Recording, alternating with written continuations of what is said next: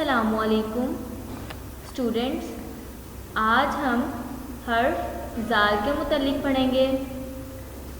ज़ाल English alphabet ज़ी की sound देता है। ज़ालज़ा, ज़ख़ीरा, ज़ालज़ा, ज़र्रात। छोटे छोटे पार्टिकल्स को ज़र्रात कहते हैं।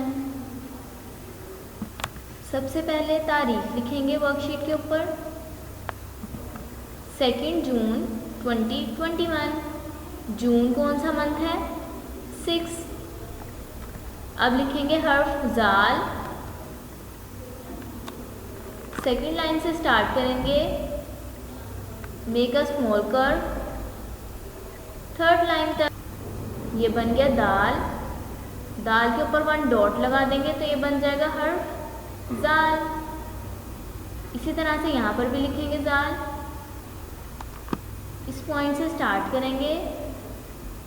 मेक अ स्मॉल कर्व और उसके ऊपर 1 डॉट लगा देंगे। ये बन गया ज़ाल। यहाँ पर भी लिखेंगे ज़ाल। इसी तरह से आपने वर्कशीट के ऊपर सारे ज़ाल लिखने हैं। Thank you.